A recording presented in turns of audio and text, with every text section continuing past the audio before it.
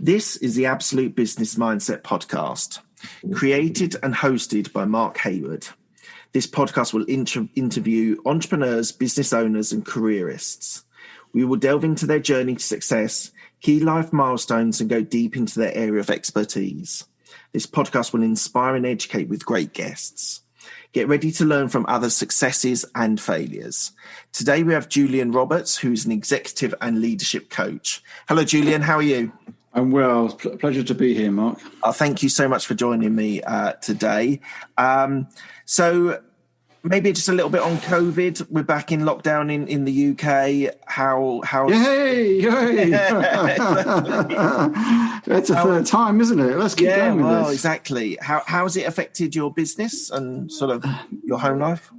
My business has not been affected as yet. I think I got impacted in the first lockdown where people, I guess, panicked, and rightly so. We all panicked in a sense. And I think sort of learning development budgets, got slashed. I work with organizations predominantly. I do individuals as well, but I usually go through an organization, and that's how I do my training and coaching. And that sort of got clamped. And I think the first 3 or 4 months of last year, it was obviously pretty tough. And then we sort of come out of that, and I've started to gain some momentum.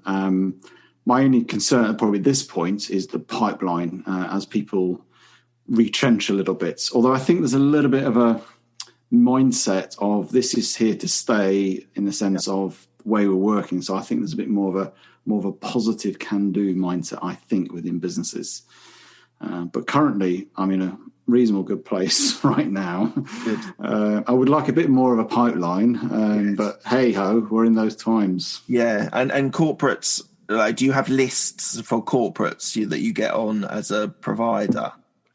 Yeah, I mean, I tend to, as a mixture. I don't go into sort of massive organisations because they take bigger companies that have got a plethora of people. I am my owner of myself, as it were. So I have a number of organisations. I'm on their sort of books, and I work with them. And it may be, one client I'm doing a mixture of coaching some of the senior leaders. We're doing some psychometric testing, which I do as well. And then we may do some other businessy stuff because obviously I've got a business background. So sometimes I bring in the business strategy piece where I might work with an organization and spend some time how to help them navigate strategically in the next sort of 6, 12 months or whatever it may be. So it will vary, but my aim is to work and partner with an organization, get to know their ethos, their culture, their values, and then that can then help as I interact with individuals on a one-to-one or do some training in groups. Okay, fantastic. All right, we'll come a lot more into the coaching side a little bit later, but let's go back to how I described the origin story. So you did a science degree at the University of Reading. Tell me why you chose a science degree. Was it an influence of your parents, or was it a fascination by you? And why did you not pursue it after your degree? Good questions, very good questions. I was good at science. I liked science. And in fact, my degree is in pathology. It's more specific, more specified. And the reason I did that degree was I was inspired to become a forensic scientist. This was all before the CSI stuff back in the 80s. I'm sort of going back quite a few years there. So I was inspired to become a forensic scientist. This course they worked with the London Metropolitan Police and everything else. There's lots of stuff like that in terms of the forensic department. And that was what I wanted to do, right. Do a degree and then work with forensics, scene of crimes, everything else.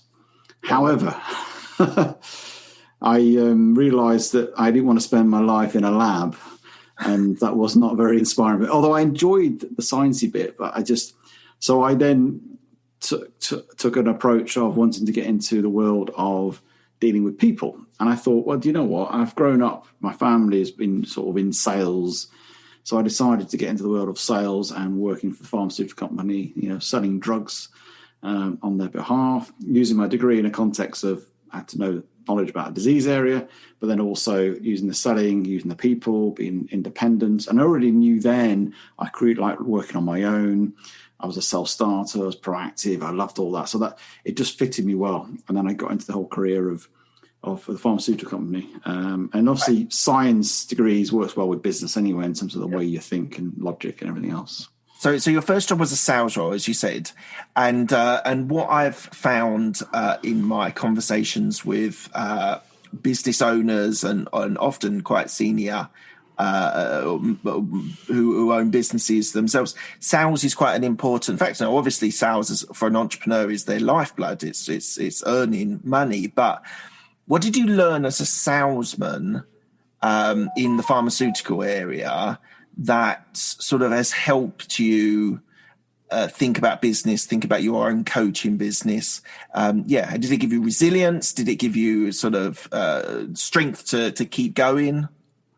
Yeah, I think my sales background, I mean, it's all through my career up until 3 or 4 years ago, has enabled me to plan things, because obviously without any business, you've got to be able to plan, but also to think bigger picture rather than getting caught up in the nitty gritty sometimes, and think of the bigger picture of trying to win business. It also enabled me to know that the value of any business and any context of sales is building relationships. And I set out, with all my new business was to create meaningful relationships with people, and not just about building relationships so I can get some money out of them, but actually my approach, particularly when I was dealing within the sort of healthcare industry, was I'm here to help this pharmacist doctor understand more about this drug area, disease area, that then they can do informed decisions on the right drug. Now, that may be the drug I'm selling, and obviously there'll always be a bit of a influencing going on, but the ultimate aim was to try and help them. And I guess my learnings is the same now. I work with organizations to help them, thrive, help them grow, help them sort of build resilience, and help them develop their people. So that's the premise I always come in on, and that's my intent. And yes, by having that approach, and I'll win those conversations and those relationships, I will ultimately start to build some business. But my sales background has just helped me just to, keep that follow-up going on as well. Because I think often as entrepreneurs or small businesses, following up and making sure you're getting back to people on things is really important. And I learned that, in sales is really, honor your word. You're going to get back or provide some information, do that in that aspect. But ultimately, it's the people side of things, which is really important. I totally agree. And I think relationships in business, especially outside of the corporate environment where you're kind of protected a little bit, that relationships are the biggest thing, are the most important thing, because people buy people. Yeah. They might buy a product or service, but actually you're buying from whoever's selling it to you. Yeah. You've got to buy into that relationship to make it work. You then pivoted into the food industry. I struggled to see pharmaceutical drugs onto, so you were at Kraft and Baxter's and stuff. What made you make that change? I think I started to, within there was constraints within pharmaceuticals and how you can go about building your business, and I was I believe I've got a very entrepreneurial spirit of trying to drive business and having the ability to have the impact to really drive it. Working in the food industry, I knew I could get hold of, a good products, was Heinz, Yoplait, and really drive those businesses forward, and far more than I thought I could do in the pharmaceuticals. So I, got headhunted for Heinz and got into the world of grocery, multiple the Tesco's, Asda's of the world, and started to then really hone my skills, understanding, consumers who buy these products through to the customers, the buyers who actually put them on the shelves as such, and then the whole sort of marketing piece. And I started to really get an understanding, and it opened my eyes up, but also gave me that opportunity. I could take a product and launch it in Tesco, and with all the right, promotional insight and everything else that we put behind it, could really drive this product forward. and to see the impact of that and be part of that impact through that sort of opportunity. So, do you think you were always entrepreneurial? I think I was, and that's the reason why I did struggle at Heinz. You'll see in my career, I've been twice at Heinz, and the reason is Heinz bought HB Foods, which is where I went to, and I came back with them. But I struggled in massive corporates, centralized corporates. And it's interesting, Johnson & Johnson, who are a massive American company, but interesting that their approach is that every business is decentralized. Okay. So they almost act like mini companies, part of an umbrella brand. And that's where I thrive best. So I've always had this entrepreneurial, go get it, think about, be more agile, different approaching. And so that's where I thrived the most in my organizations. I've worked with like HB Foods and actually Yoplait until it got bought with General Mills as well. We'll be back after a quick break. Hi, I'm Alex, the host of X Health Show. Meet the future of healthcare. Think X-Men, that's X Health. Actual superheroes behind programming living cells to cure cancer once and for all. Tech that detects preterm delivery in seconds, brain-computer interface, or apps that employ AI to match you, your disease, with the best treatment. X Health Show brings to you visionaries who push the boundaries of healthcare from Switzerland, the heart of Europe and the most innovative country in the world. Let me introduce you to their startups. Head to X Health Show, meet the future of healthcare. Happy to greet you there.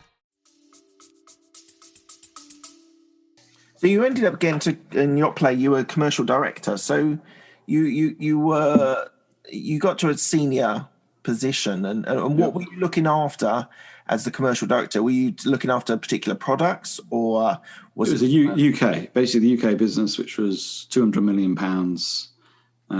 We had about £50 million promotional budget to spend, and I was in charge of 25 staff, and in terms of driving the business forward and growing it, developing strategies with the business, and then liaising with the other businesses around the world in terms of making sure we were on brand as well as much as just driving it forward in the UK. So I had a great role. I loved it. And the only reason I, at that time, left is they moved offices, which made my commute started to challenge. And so I moved opportunities out.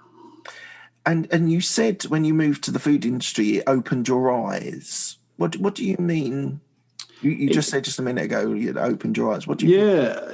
I suppose I got more exposed to things like, whether it's sort of marketing, consumer marketing, shopper marketing, all these various aspects, and understanding, supply chain operations, all that aspect as well. And then I got more involved in more of the financial stuff. And as I got more like my commercial director role, I got more involved in the financial piece as well, understanding P&Ls, understanding sort of balance sheets, and really started to get a grip. And I felt, and certainly Yoplait, even though it was a big business, it was very much a hands-on role, and it got me exposed to such facets that you wouldn't normally do in a bigger corporate. So you had the whole picture, in essence. Yes, or you saw the whole picture of the business. Yeah, absolutely. Yeah. Awesome, thank you. And then you left and to set up an executive coaching.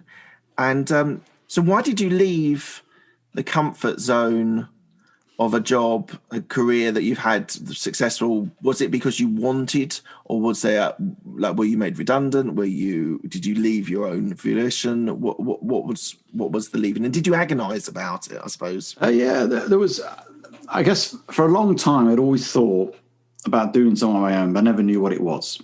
And it's always been there. And it's like these things you just don't know entirely sure. So there's two things that was the driver of me setting up my own sort of consultancy. One was my wife and I were just on the process of becoming, looking to be a foster carers. So that was one aspect. So we wanted to create more flexibility and how we did that. Not that you can work full time as a foster care, but I just wanted to create a bit more of a support for that context. And the other things, I started to reflect, and it was in a company where it was say slightly toxic, it was very toxic and was causing challenges. And it made me reflect on my career and start to think, okay, what do I really like about what I do?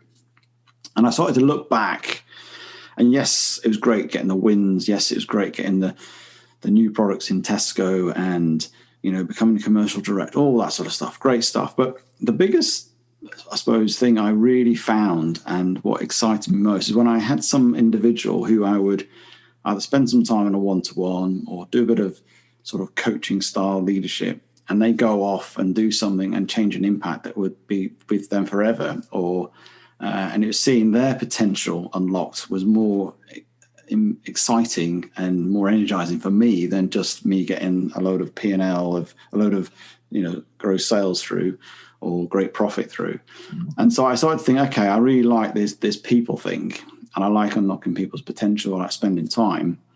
And then that was my launch pad into setting up my own company, which primarily at the start was more about working with businesses in terms of strategic, helping them strategically, and working with the owners and mentoring in that approach. And then I started to realize, actually, I want to get some training on this coaching side. I started to think, actually, I need a bit more about it. And therefore, I then trained as a coach and qualified as an ICF coach as well. And that's... Sorry, so you actually did quite a lot of training, didn't you? You in the coaching arena, you did NLP as well, didn't you? Yeah, so I did a master's sort of executive coaching training. I did the ILM level 7. I did an NLP. So I recently interviewed Sue Knight from NLP. Oh, yes, that rings a bell. I'm trying to think where it rings a bell. Yeah, yes. she's like renowned within the UK of corporate using NLP in business. So I use NLP as well. And so I wanted a bit of a blended approach. I'm also a DISC psychometrics or practitioner as well, so I do all that. And I'm currently studying for a master's in psychology. So not that I need that. It's just I've just got such a passion about behaviors and understanding that. And so I've decided to do that as well. And busy. Yeah, but it's a good way. When I became a coach, I realized that you need to invest in yourself and invest in continuous learning. And however you do that, you don't have to do a master's. There's different ways of doing it. And I always set out a plan each year of how I'm going to do that. And that one year was I'll do NLP and other things I can do. And this next 2 years is my master's. That's my focus. And it's really good because I already get insight to things that I've not known before because of my master's. And when I work with clients, I suddenly think, actually, this is why. And it helps me in those calls as well. Okay, just before we go too much onto the training, I just want to ask you a very specific question because I agonized over leaving my corporate role to pursue my entrepreneurial future. What techniques did you use? What was the method? Because I think there's a group of people that listen to my podcast that either want to leave their corporate job or are thinking about leaving their corporate job. What techniques did you use when thinking through? Was it talking to your wife? Was it talking to friends? Was it pros and cons? I did all of the above. What made you come to that conclusion, and what techniques did you use thinking about it? I think there was the reflection of realizing what I get passionate about, right, and what I get energized about, and what will get me out of bed. You could call it your purpose, you could call it your why. At that time, I probably didn't frame it in that way, but I realized that's what I wanted to do. And then the next step for me was then to, bounce that around with people, which was, close friends and my wife and everything else. Does that make sense? And then people that say, oh yeah, I can see that. And they suddenly say the obvious, really, is that they've perhaps always been thinking. So that was my purpose. And then from that, I then started to, how does that play out going forward, and start to, and I would tell somebody now, almost visualize yourself out in 12 months. How does that play out? How do you think that would be? And that starts to make you think, well, that means I do this and do that. Because when you leave the corporate or even start a business, however you do it, you need something that will keep you going when it is really rubbish. Yeah. and that's whether it's your why, your purpose, your mission, however you want to frame it, you need to, because then you get to those points when it's not working or you're not getting the results you would like. You need to then go back to it and remind yourself and go, right, this is why I did this.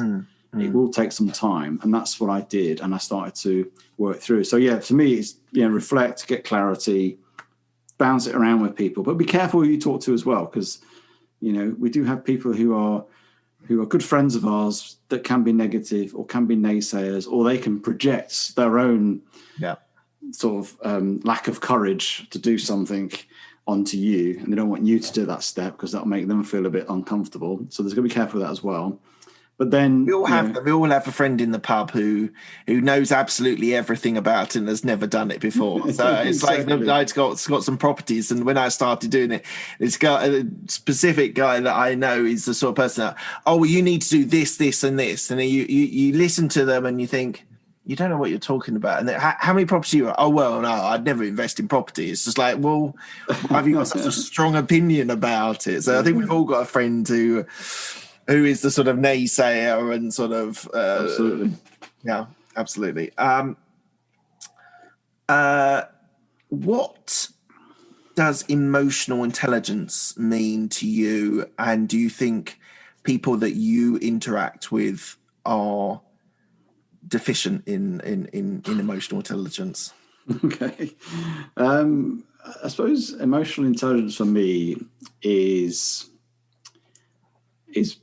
when you are cognitive of your own, I guess, self-awareness, and whether that's the emotional side, your soft skills, but also cognitive of others. Because it's not just about the self-awareness piece, which people become incredibly self-aware, but it's more about knowing when you walk into a room or you have a conversation with somebody and you're aware in that moment the impact you're having or lack of impact or what sort of impact.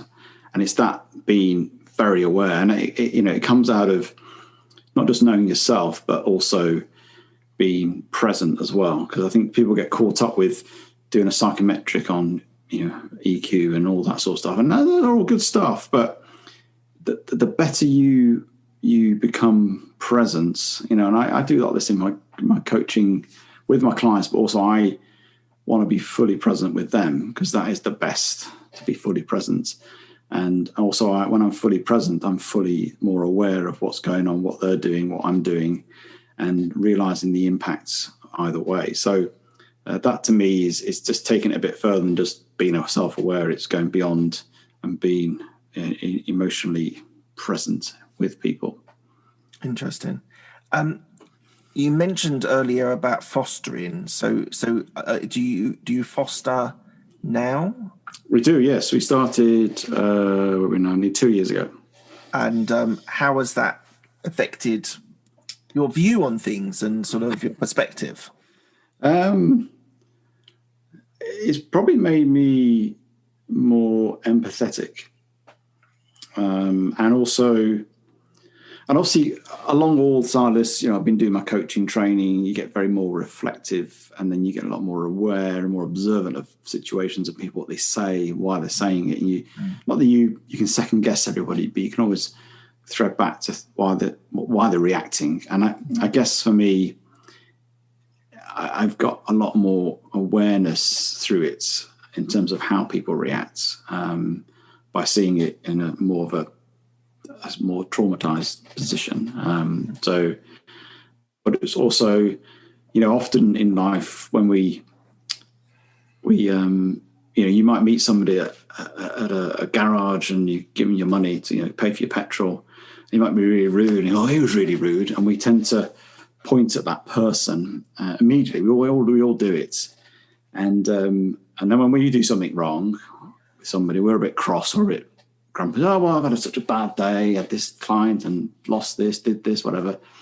So often when we refer to other people, we tend to point at them and go, oh, they're terrible. But actually, we don't realize there's something beyond that that's created why they're the way they are. And all they're doing is just been trying to protect themselves, really. That's why they're responding. And I guess it's made me a lot more. Doesn't mean you tolerate things. You've still got to have boundaries, still got to have accountability, you've got a responsibility. But actually, the way people might react to you is because there's something else going on, and it's being more aware of that. And that's when you, as a leader, you would then start to ask them a few questions, and then you start to realize actually why they've reacted is because, I don't know, somebody's ill or something. It could be a personal thing, it could be a business thing, but it's trying to be more of that. It's just made me a lot more just standing back a little bit and observing people, what is really going on here. That's fascinating. I think you're absolutely right. Most people, if they react badly, there's generally a reason behind it. They're not necessarily just being a difficult person. There's usually a reason behind it. So, how do you think people have become? Do you think people have become more resilient with this climate of fear within COVID-19? I mean, see, for me, resilience, it is that, that ability to overcome, isn't it? And, I do resilience training because I think it's a skill you can learn. It's not something, some people are more resilient than others. I think they are, but they're just employing the skill more.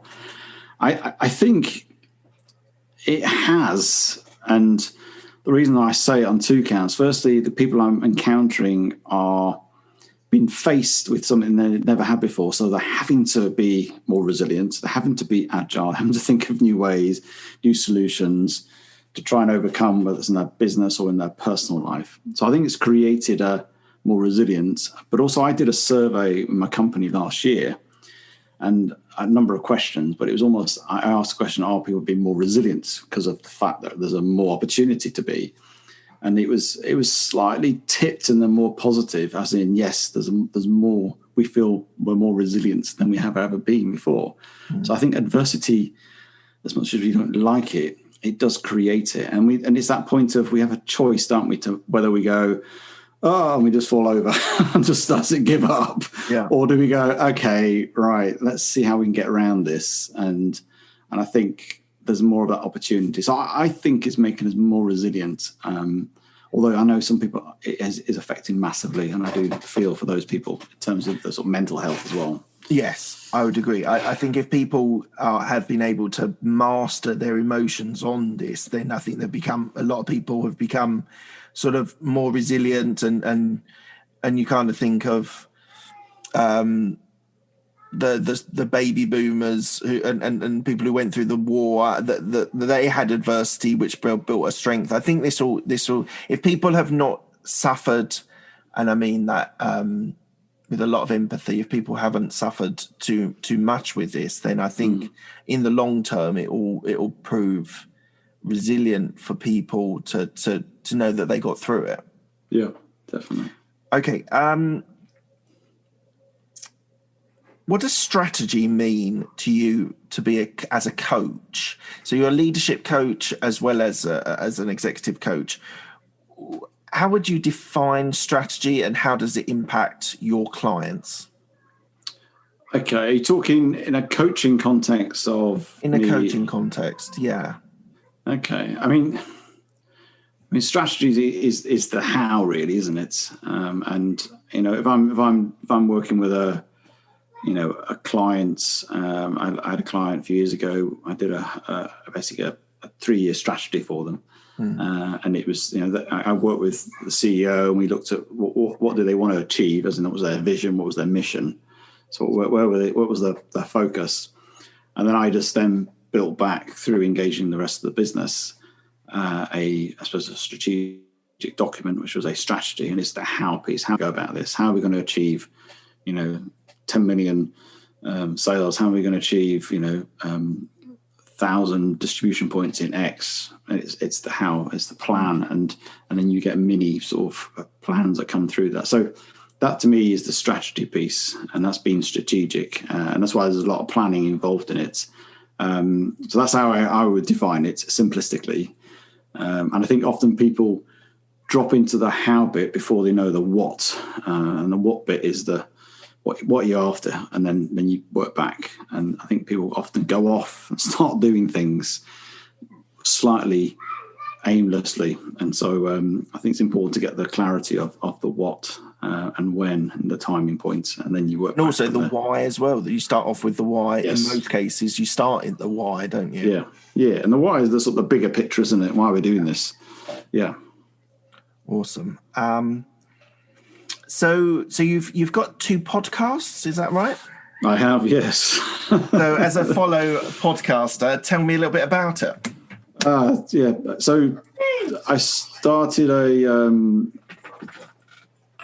podcast with Carey last year. We did a coaching one, started in January last year, and we wanted to raise the ante of what coaching was about, and we wanted to give some integrity to it, but also to show and showcase that people have done, qualifications like yourself, they've done some training, because as you all know, there's a lot of people on LinkedIn call themselves a coach, and I'm not sort of saying they can't coach people, but I guess some people need it because it's a self-regulated industry.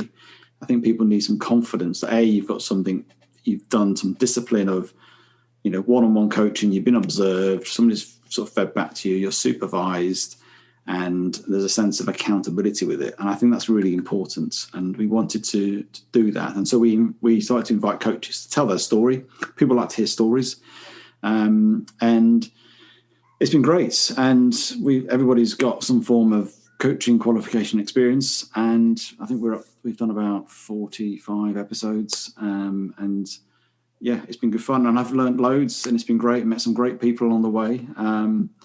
And some great stories, people who've been rescued almost from the sea of almost dying. And then that was the prompt of them becoming a coach and hearing these wonderful aha moments, and then just hearing different styles of coaching, different approaches, how they do things. So yeah. What are your podcast called? It's Coaching Conversations with Carey and Julian. Fantastic. And my other one is I look in sort of post sort of lockdown, I started to get more into resilience with organizations.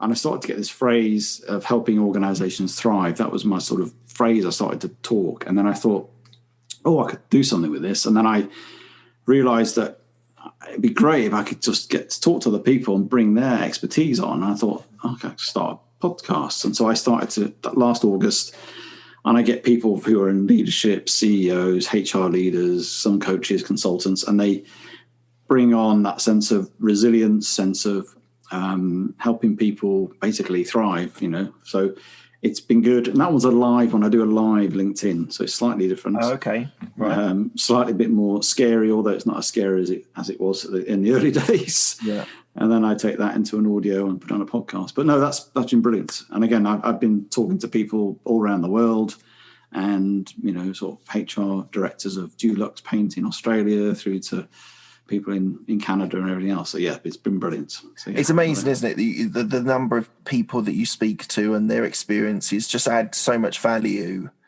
I find it absolutely fascinating speaking to people and hearing people's stories and what's inspired them. And there's always a nugget that I get very selfishly. It's my podcast, very selfishly from speaking to whoever I'm speaking to. So I totally agree. Every time I have a conversation, I go, I learned something new today, or that made me really think, or change my mind, my view on something, and or I'm going to explore a bit more about that. So it's selfishly, it's a wonderful. I have this one-on-one like yourself with people, yes.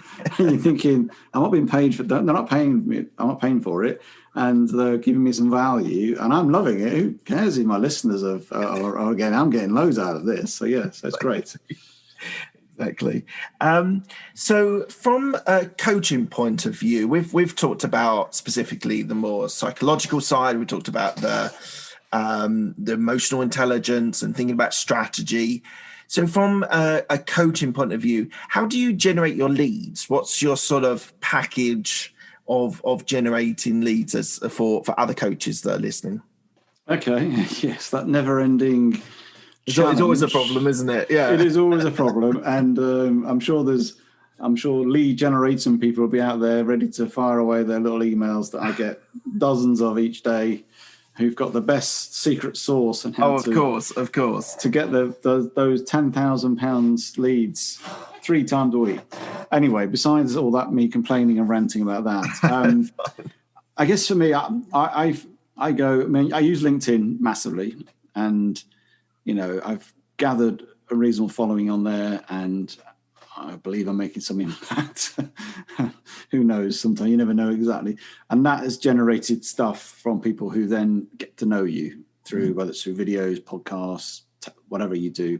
And so I've managed to start getting a flow of, I'm not saying hundreds, but it's a flow of conversations that come from that. And that's really helped. And I use LinkedIn in terms of, the messenger side as well. So I will use a virtual assistant or help me to do that and to get to the target using Sales Navigator. And that is quite effective in various ways, whether it's promoting something like a podcast or just creating some engagement. I don't do hard sell stuff. It's more about gain engagement, demonstrating some credibility and building that relationship. And that's how I approach it. And things start to flow from that. And that's a long-term strategy. It is. Obviously, there is podcasting itself, just by the nature of relationships you get through it and the connections and the referrals is my other strategy. And obviously, I use my whole email sort of lists, which I keep, again, furnishing people with information. And I don't cold call. I don't. It's all about building relationships, getting to know people. And then you get referrers, you get into an organization, they refer you, or somebody moves on and they go to a different business, and therefore you're getting there. So that's broadly how I do it. I'm not saying I've got probably the best funnel sales process in that sense, but I'm trying to create something that's sustainable. And I'm not after the sort of quick buck at all. I'm after something that'll be long lasting, hence, organizations, I'm not after going for just the one person to do a career coaching, which is what some people do, which is fine. I'm after an organization who are going to be paying thousands of pounds with me. So, and that's where I'll invest. And it's more of a partnership in that sense. Okay. Fantastic. Thank you. Did I read that you're a member of the Institute of Directors? Yes. So how did that come about? Oh, you just pay for that, don't it? It's nothing special. Oh, it's not. It's not.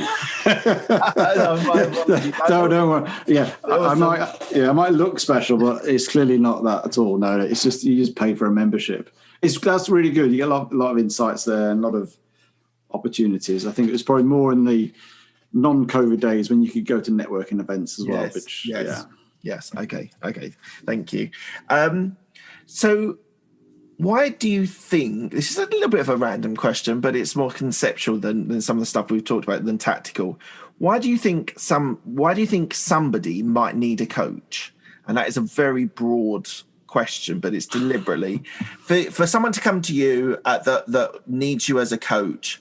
What sort of scenario is sort of your thought on where someone would need you to come in as a coach? I think it's often with individuals. If you look at more individuals who come to me, my target is organizations and then individuals out of that. But the individuals who pay themselves often is, and I got an example recently. I had a client who knew what he wanted. He wanted to grow his business by X. He wanted to do this, all these things. But he just felt a little bit stuck in the how, and I think and also a little bit unclear. So often people come to me who they've just got a bit sort of, it's a bit muddled, and they've got like 5 or 6 things going on, and they're just not entirely sure, and then they almost feel like they should do everything. And then I often help them provide real clarity with the way forward. Or what's right, and again that borns out of getting really down to the sort of the purpose as well, which really gives you a lot of clarity for what's next. And then the other thing is, so people get stuck, but often they get stuck because, they often procrastinate, and sometimes the reason why they're procrastinating is because they've got limiting beliefs. Effectively, they lack confidence in their whatever it is. Yeah. And that's another thing. People will come and they go, and I will help them, reframe that or whatever it may be to help them overcome that limiting belief and give them that confidence to, yes, I can get to the top of that mountain. I haven't got there yet. I'm here now, but I can't believe I can get there. And it's that sense, because often people go, I want to get to the top of the mountain. And they don't really say this. It's only through the call that ends up, it's a belief thing. And that's what they struggle with. So that's sort of the personal side of things. So I end up, sort of my little things is about gaining clarity, overcoming limiting beliefs, and then really increasing your self-awareness as well, which through the whole process of coaching vastly increases your self-awareness. How do you give people clarity in their vision? I do. There's a number of ways I can do this. I don't tell them clearly. A coach is not about telling people. A coach is about getting them to get the realization. So I may use a technique of visualizing, which takes them out a number of years, months, whatever it may be, and engage all their senses in terms of what they see, hear, feel, that sort of thing. And that can start to create some stuff. But what I use a technique in NLP, which is logical levels, and it's about ultimately getting back to your mission, your purpose. Because once you get that, then you get clarity on everything else. And it's a technique where they physically move around the world, and it's got a bit more difficult to do on Zoom, but I have done it on Zoom. And you start in your environment. You look at skills and behavior. You look at sort of values and beliefs, which is where people normally stop, values and belief. And then this goes down to identity and then through to mission or purpose. And by getting to that point, they get clarity on everything else as they come back out of this process. So that's one of the ways I do it. And just other ways that might just be questioning and just some open questions of listening to them as well. We'll get that clarity. Okay. Thank you very much. We're coming to the end of the podcast. I've got 6 questions that I ask. They're quick fire questions. They don't need a quick fire answer. It's okay. One. Not competition, is it? Don't win any points or a prize? No prizes. Oh, no. You came a year too early. Maybe in a year's time we can do prizes. Right. So first one is, what's the best decision that you made? Leaving the corporate world. Agreed. 100% agree with that. What's the best piece of advice you've been given? Sleep on it. Interesting. Okay. Who's helped you most in your career? I'd say my wife. Give a shout out to a couple of people if you want. Well, no, my wife, in terms of putting up with all my woes and everything else, and I've got this idea, and just sometimes listening to me and letting me witter on. Do you have any regrets?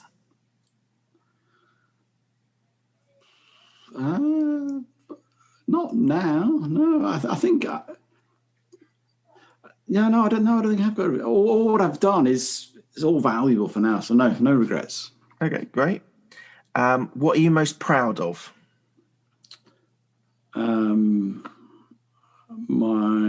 I'd say my 4 children, and the fact that my eldest is now studying in Canada to be a nurse. My next one's studying at Cardiff, neuroscience. My next one's doing college, animal management, and my 12-year-old, she's doing fantastic in homeschooling. Really good. So they're all science-based, so they'll all be salesmen, will they? Probably. In fact, my eldest will make a very good saleswoman, I tell you. And the last question, what does legacy mean to you? Legacy. I guess leaving an impact. Yeah, leaving an impact. Okay, fantastic. And the last one is a nice, easy one. Where can people find you if they want to reach out to you? You get either on LinkedIn, I live there quite a few hours of the day, or my website, which is julianrobertsconsulting.com. Fantastic.